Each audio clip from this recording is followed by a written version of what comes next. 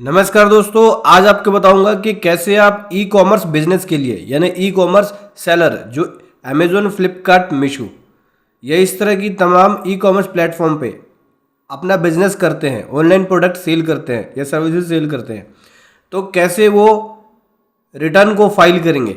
आज मैं आपको बताऊंगा, बहुत इजी और आसान मेथड से आप कर सकते हैं। चलिए समझेंगे डिटेल में। आपको करना क्या है ये देख सकते हैं, ये जीएसटी टूल सॉफ्टवेयर है जिसका यूज़ करके आप इजीली फाइल कर सकते हैं। ये सॉफ्टवेयर फ्री है, 30 दिन का ट्रायल आपको फ्री मिलेगा। आप चाहे तो ट्रायल ले सकते हैं। एक्सेस नाउ पे जाएंगे और ये इस तरह से डैशबोर्ड खुलेगा जीएसटी टूल का। अभी आपको जीएसटी नंबर पेस्ट करना है, तो जीएसटी नंबर जो मेरा है वो यहाँ मैंने कॉपी कर लिया जीएसटी नंबर, और यहाँ पे जीएसटी नंबर पेस्ट करके रिटर्न टाइप सेलेक्ट करना पड़ेगा कि रिटर्न मंथली है या क्वार्टरली है। तो मेरी रिटर्न मंथली है। यहाँ से ईयर लेना होगा, कौन से ईयर का कर रहा हूँ, 24 का कर रहा हूँ मैं, और मंथ है यहाँ पे दिसंबर मंथ की रिटर्न कर रहा हूँ। सबमिट पे क्लिक करूँगा। अब डाटा यहाँ इंपोर्ट करना होगा।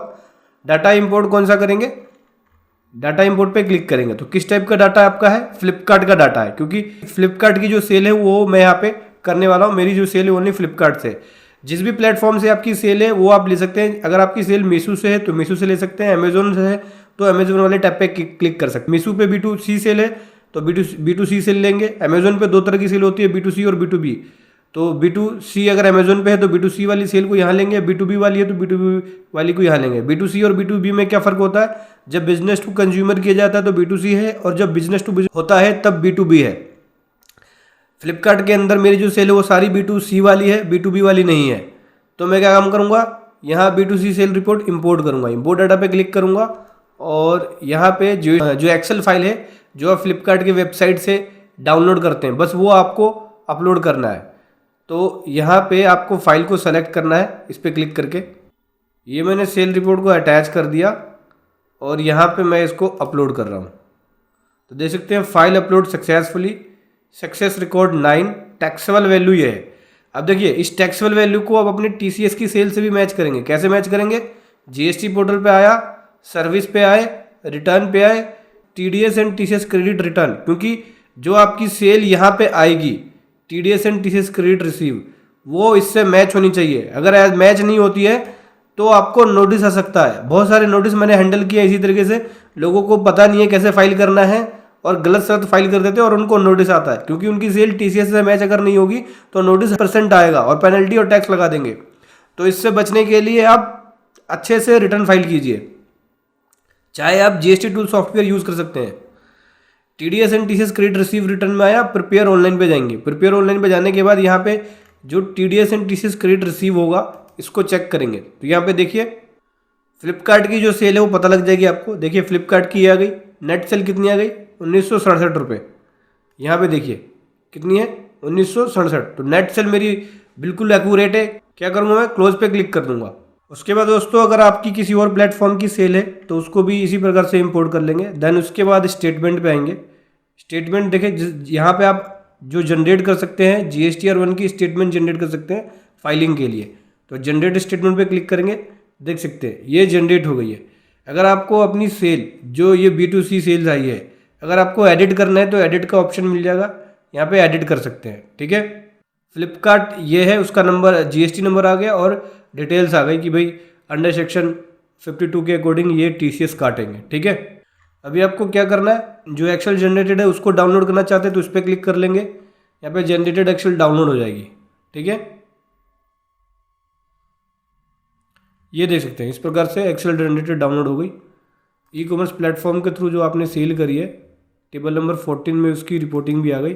Liable to collect TCS, Flipkart जो है वो लाइबल है टीसीएस कलेक्ट करने के लिए, तो उसकी डिटेल यहाँ पे आ गई। देखिए इस प्रकार से इसको अपन लोग क्या करेंगे, जियोशन फाइल डाउनलोड करेंगे जीएसटी पोर्टल पे अपलोड करने के लिए। तो ये जियोशन फाइल डाउनलोड किया और यहाँ मैंने फोल्डर में रख लिया। अभी पोर्टल पे आऊँगा, फाइल रिटर्न पे जाऊँगा।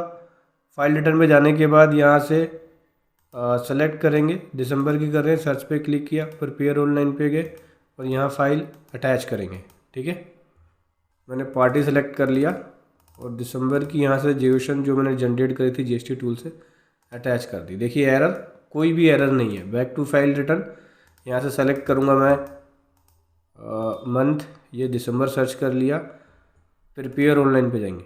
प्रिपेयर ऑनलाइन पे जाने के बाद ये मेरी आ गई B2C सेल्स, डॉक्यूमेंट की डिटेल, HSN की डिटेल और सप्लायर की डिटेल भी आ गई कि किसके थ्रू सप्लाई करी है। तो देख सकते हैं ये GST नंबर हो गया, ये पार्टी का नाम आ गया, मैंने नेट सप्लाई ये करी है, ये और इसको TCS कलेक्ट करना है अंडर सेक्शन, देखिए liable to collect TCS under section 52।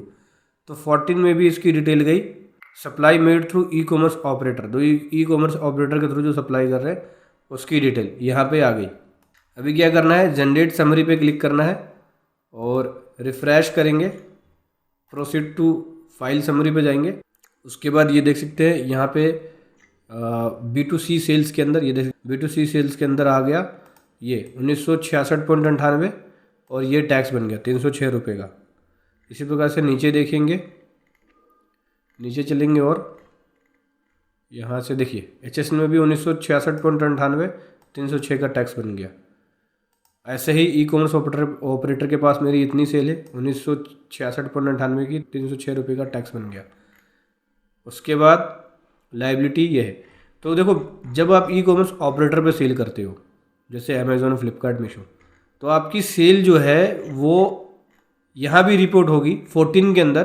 Table number 14 में आपको दिखाना होता है कि ई कॉमर्स ऑपरेटर अंडर सेक्शन 52 पे कितनी लायबिलिटी उसके ऊपर आती है, और वो आपको पार्टी वाइज देना पड़ेगा कि अमेज़ॉन पे आपकी कितनी सेल हुई, फ्लिपकार्ट पे कितनी सेल हुई, जिसको उनको TCS काटना है उस वैल्यू पे। और ये वैल्यू आपकी B2C सेल से मैच होनी चाहिए या B2B सेल से आपकी मैच होनी चाहिए। अगर अमेज़ॉन पे करते हैं तो अमेज़ॉन पे 2 तरह की सेल होती है, B2B और B2C भी। तो आपको यहाँ भी रिपोर्ट करना है, ध्यान रखना। उसके बाद यहाँ से फाइल स्टेटमेंट पे क्लिक करना है और उसके बाद यहाँ से आपको सेलेक्ट कर लेना है पार्टी, ये ले लिया। देन उसके बाद फाइल विद EBC पे क्लिक करना है। जो OTP आएगा वो यहाँ पे OTP लिखना होगा। चलिए लिख लेते हैं OTP।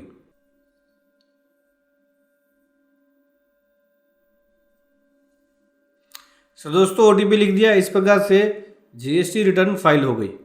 तो ऐसे आपको GST रिटर्न फाइल करना है GST टूल का यूज़ कर। ये सॉफ्टवेयर फ्री है 30 डेज़ के लिए, आप चाहे तो इसका ट्रायल ले सकते हैं। इसका लिंक वीडियो के डिस्क्रिप्शन में मिल जाएगा। Thank you so much. जय हिंद, वंदे मातरम।